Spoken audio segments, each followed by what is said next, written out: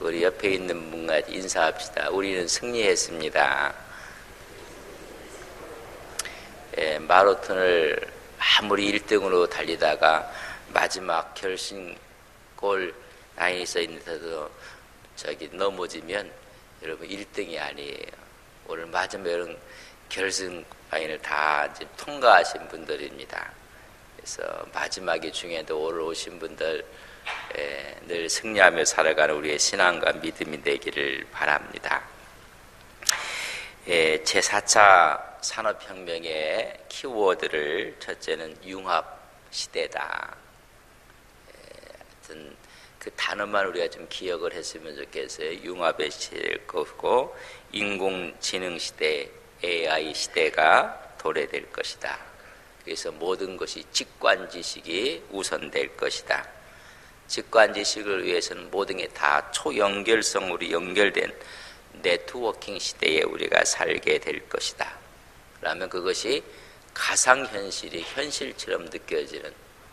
자, 이제 같이 한번 해봅시다. 첫째는 뭐라고요? 모든 것이 융합하게 될 것이다. 새로운 것이 융합하여 또 새로운 물질이 나오게 될 것이다. 거기에 인간의 놀라운 인공지능 시대가 열리게 될 것이고, 인공지능 시대가 열리면 여러분 이성적인 판단보다 직관적인 지식이 앞서게 될 것이다. 이런 것을 위해서는 모든 것이 초연결성으로 연결되어져야 된다. 그래서 초연결성 시대가 될 것이고, 그러다 보면 여러분 가상이 현실처럼 된 가상현실 시대가 될 것이다. 그래서 대변혁의 시대를 맞이하게 될 것이다. 대변혁의 핵심은 기계혁명이라고 말할 수가 있어요.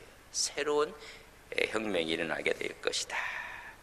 이런 대변혁에 실패한 한 두 군데를 이야기해 보면, 저도 학교 다닐 때는 워크맨, 전 세계 젊은이들의 노망처럼 해서 그걸 갖고 영어를 공부하고 듣기도 하고, 근데 소니가 하루아침에 여러분 퇴출되고 말았습니다. 대변혁에 실패한 기업이었습니다. 디지털화 전환되는 시장 수요를 읽지 못하고 무너져 내린 대표적인 일. 여러분, 우리가 갖고 있는 이 스마트폰, 핸드폰, 이것은 애플이 선두주자가 아니었습니다. 핀란드의 노키아가 여러분 전 세계의 판매 수율이 1위를 우리가 달리고 있었는데, 지금 우리가 노키아 하면 아는 분들이 거의 또 없어요. 젊은 아이들이 이게 무슨 소린가, 애플을 얘기하고 삼성을 이야기하면 갤럭시를 얘기하면 알지만, 노키아가 여러분 애플보다 삼성보다 앞서서 세계를 전체를 주름잡았던 회사였던 노키아가 없어지고 말았습니다. 변화에 실패하고 말았습니다. 애플의 아이폰에 밀리고 말았고, 우리나라의 삼성 갤럭시 여러분 전 세계에 다, 그래서 다 바꾸라. 이건희 씨가 그런 이야기를 했어요. 아내와 자식 빼놓고는 다 바꾸라. 대변혁의 시대를 우리가, 이런 대변혁의 시대는 승자가 다 독식하게 돼요. 여러분 2등도 1등이 모든 것을 독식하는, 그래서 변화에 뒤떨어지면 그저 우리말로 한 방에 훅 가고 말아요. 그런 기업들이 그냥 무너져 도태하고 만단 말이죠. 이런 변혁이 없는 기업 망하고 말아요. 그래서 앞으로는 우리 기업이 얼마나 크다 보다는 우리 기업이 얼마나 변화의 속도에 맞춰가느냐, 그게 더 중요할 거예요. 아무리 커도 이 변화를 따라가지 못하고 변화의 속도가 기업의 크기보다 더 중요할 것이다. 그래서 모든 것을 다 대변혁 다 바꾸라는 이런 이야기까지 하게 되는 것을 우리가 보게 됩니다. 우리가 잘 알고 있는 공상과학 영화에서 볼 수 있는, 우리가 SF 영화라고 해요. 사이언스 픽션이라고 하는데 거기서 보는 걸 보면 사람이 죽지도 않아요. 또 한 군데가 무너지면 재상이 되고 그렇게 돼요. 장기를 막 교체를 하고 영과 혼이 막 분리됐다가 같이 만나기도 하고 이런 엄청난 공상과학여가가 인즘 현실 가운데 이루어지게 된다는 이야기입니다. 여러분 우주 엘리베이터라는 얘기를 들어보셨어요? 우주 여행을 마음껏 할 수 있다는 이야기입니다. 러시아 물리학자였던 콘스탄틴 치올코프스키가 1895년 100년 전도 넘어요. 1895년에 아이디어를 냈어요. 우리가 우주 엘리베이터를 설치하면 우리가 우주에 올라갈 수도 있고 내려올 수도 있고 그렇게 될 것이다. 그저 생각만 했어요. 아이디어를. 1960년대 와서는 건설 공법을 제안을 하게 돼요. 여러분 하늘을 나르고 싶다. 처음부터 나른 건 아니에요. 행글라이더처럼 해갖고 동력을 달고 그리고 날르다가 지금은요 에어버스라고 해갖고요 400명 이상 태우고 하늘을 날고 있어요. 처음부터 그렇게 한 건 아니었는데 이것이 제안을 하고 아이디어를 갖고 하다 보니까는 이렇게 됐어요. 그런 아이디어를 갖고 건설 공법을 제안을 했고 1979년에는 과학 소설가였던 아서 클라크가 그의 소설에서 이것을 그대로 묘사를 다 해버려요. 낙원의 샘에서 사람이 우주를 왔다 갔다 하는 거예요. 이런 얘기. 적도상공 35,800km 여러분 35,800km 거기다가 탑을 하나 세워놓고 거기서부터 지구까지 통로에서 엘리베이터를 승강기를 설치하는 거예요. 35,800km라도 뭐 감동받는 분 하나도 없네요. 35,800km 5,800km가 되는데 3만 그에다가 지구로부터 탑을 세우고 승강기를 설치해요. 그리고 사람이 지구와 우주를 자유롭게 왕래를 하는 거예요. 이것을 소설에서 이야기했고 미국 미항중 나사에서는 이것을 2060년대가 되면 건설 가능하다.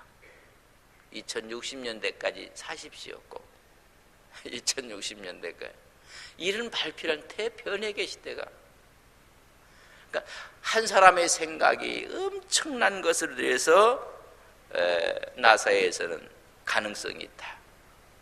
벌써 100년 전부터 아이디어가 있었고 그 아이디어가 제안을 하고 그것을 소설에서 다루고 그것이 소설에 보면 막 하늘을 날아다니고 죽었다 살아나고 이런 놀라운 체내에다가 칩을 하나 탁 꽂으면요 서로가 의사소통을 하게 되고 그 사람의 위치 정보를 알 수가 있고 행동을 모니터링 할 수가 있고 여러분 다 갖고 있는 스마트폰 때문에 여러분 위치 추적 다 된다는 거 아시고 있죠?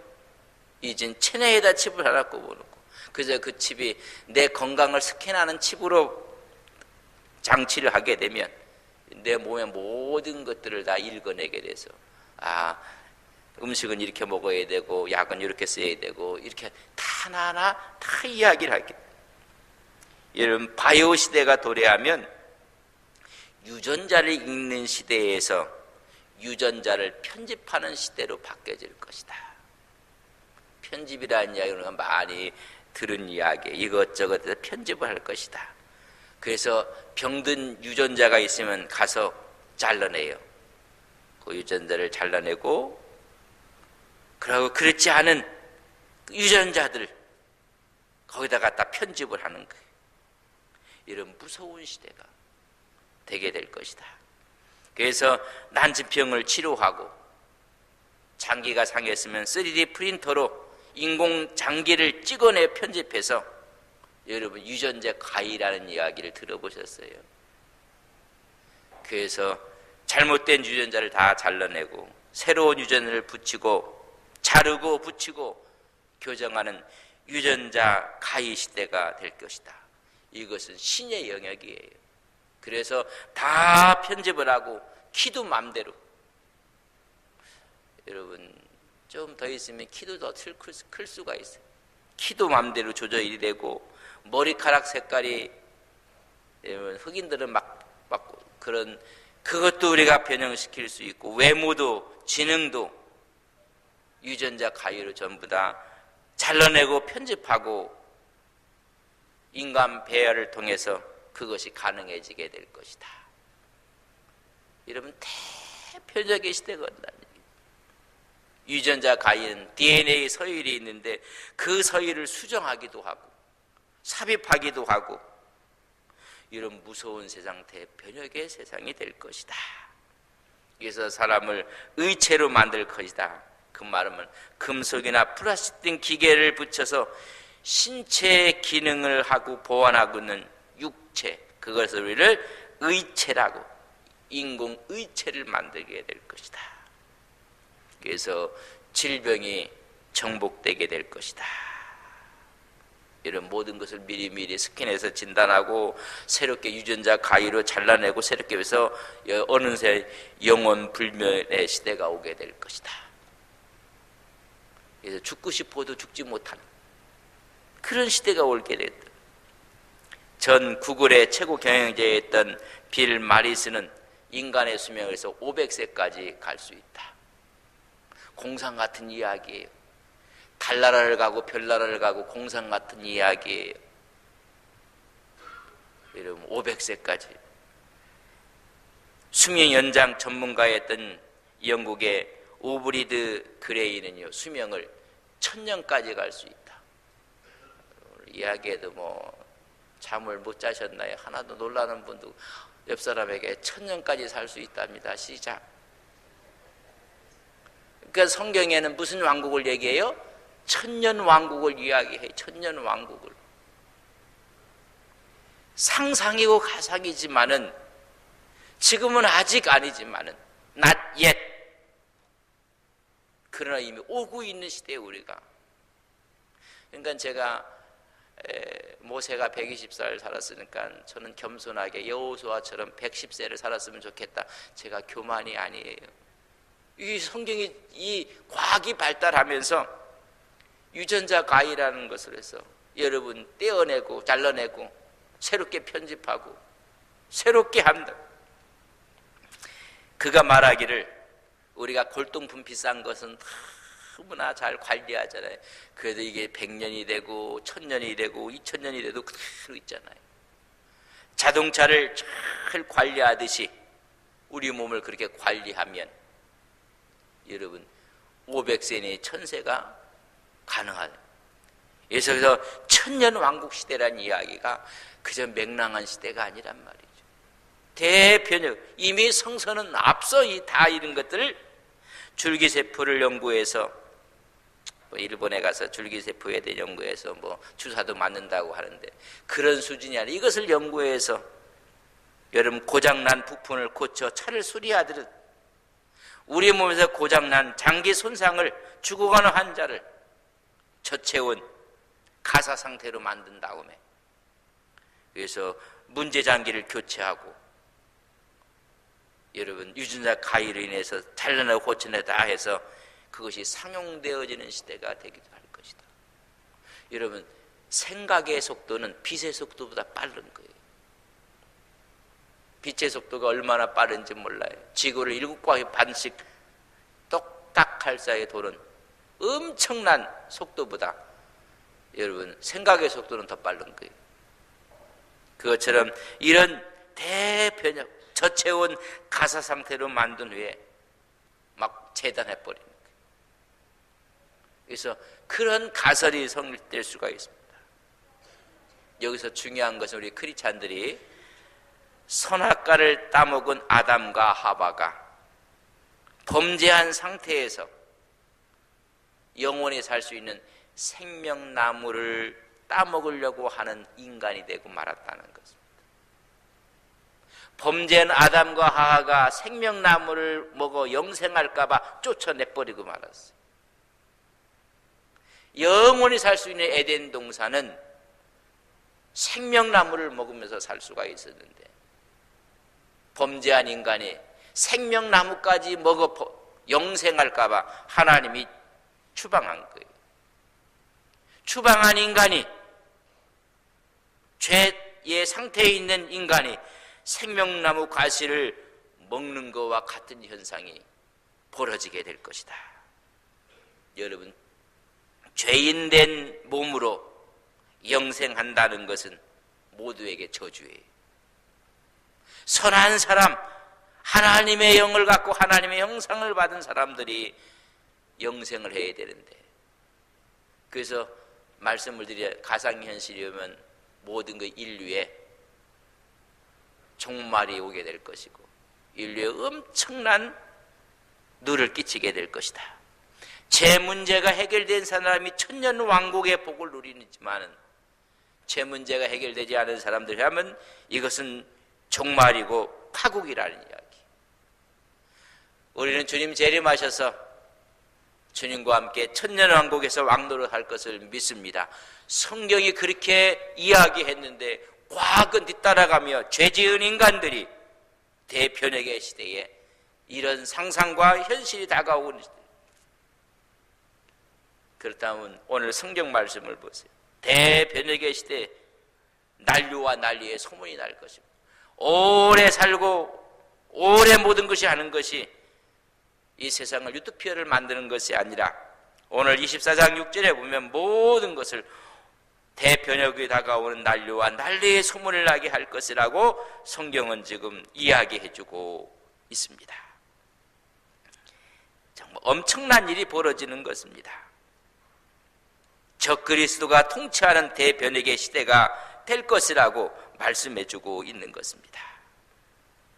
15절에 읽어보면 그러므로 너희가 선지자 다니엘이 말한 바 멸망에 가증한 것이 거룩한 곳에 서서, 여러분 적그리스도의 통치가 오고 하늘의 대변혁이 일어나게 되고, 여러분 24장 29절을 보세요.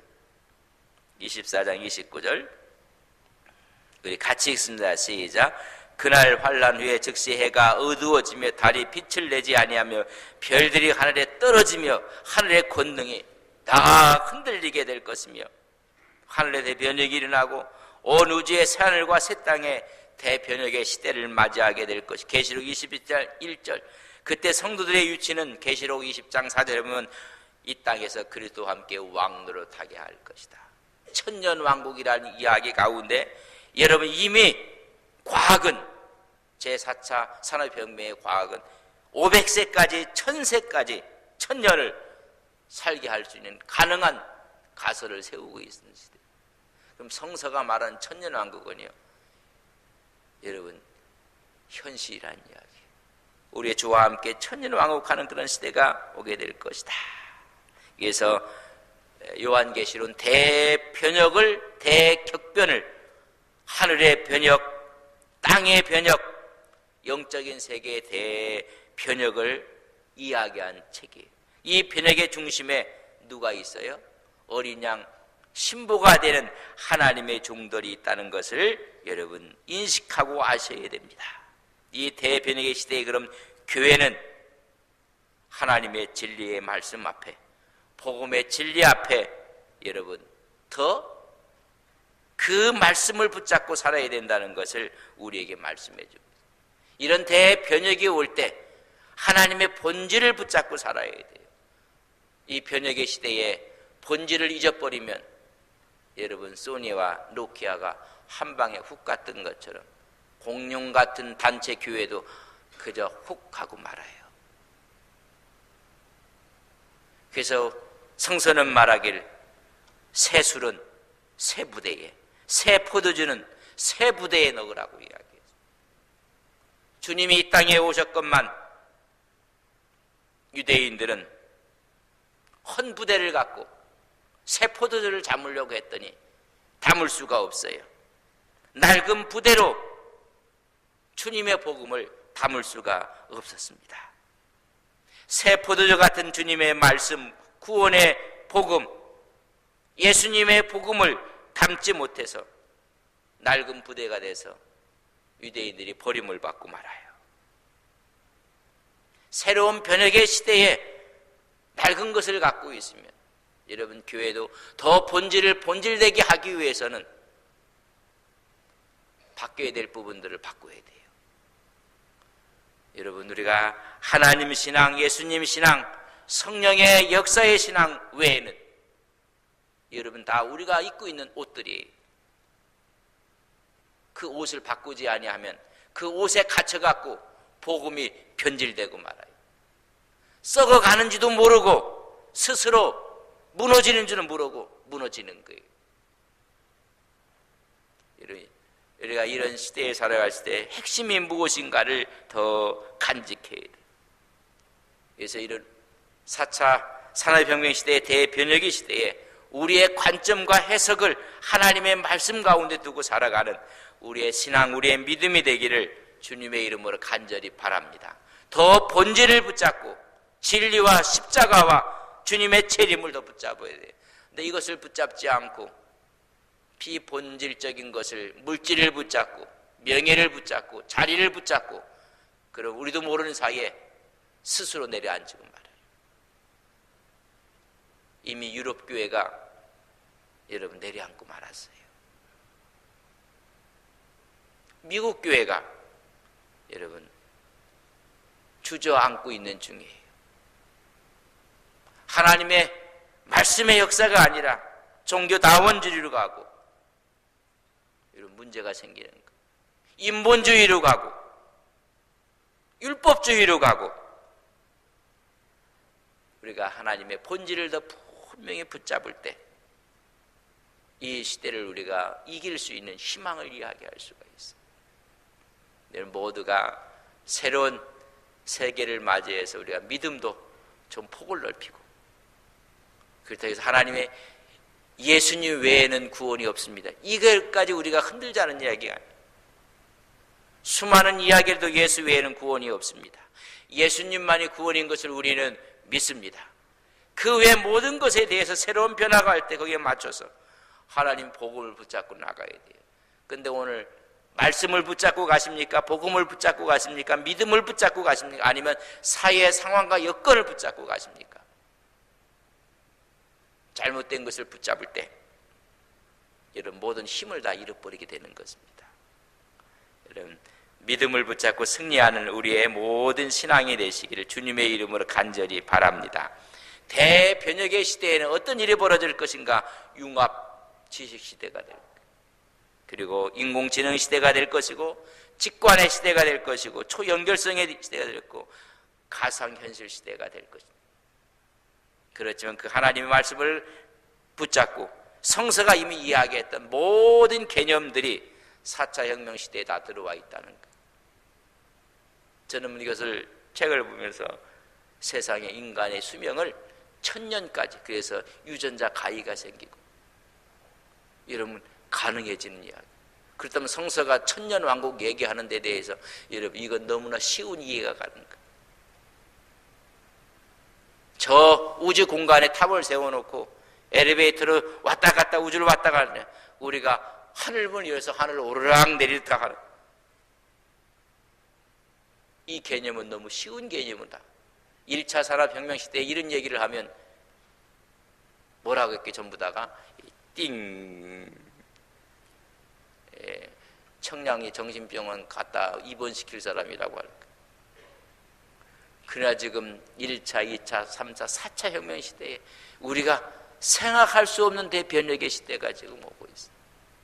이런 시대에 더 말씀의 자리로, 신앙의 자리로, 십자가의 자리로 와서 이 모든 것들 성서를 보면서 성서의 눈으로 관점을 갖고 해석을 하며 살아가시는 믿음의 종들 되시기를 간절히 바랍니다. 여기서 관점이 중요해요. 관점을 조금만 잘못하면 여러분 큰일 나요.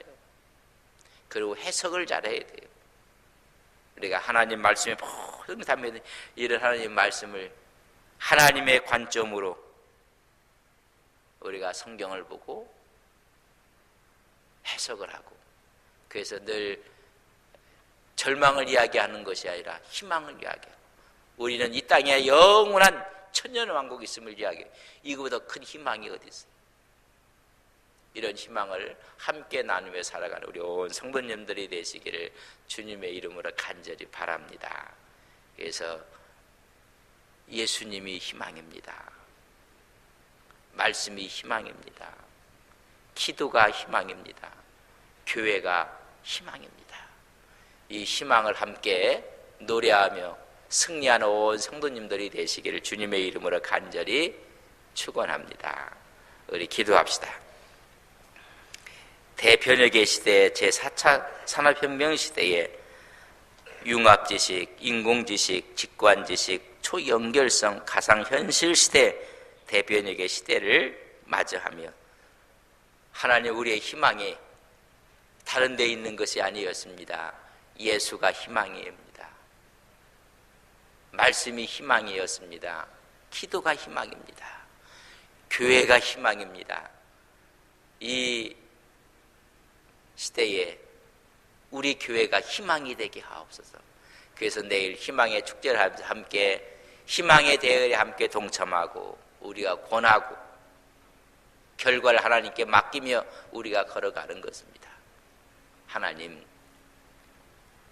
이 시대에 우리가 희망을 노래하는 세상이 희망이 아닙니다. 예수가 말씀이 기도가 교회가 희망이라고 희망 가운데 살아가는 우리가 희망을 잃고 산다면 그것만큼 어리석은 사람이 없습니다. 왜 우리는 주님 재림하실 때 천년왕국에서 영원히 왕노릇할 사람들입니다. 희망을 갖고 살아가는 우리의 신앙 믿음 되게 하옵소서. 같이 기도하겠습니다.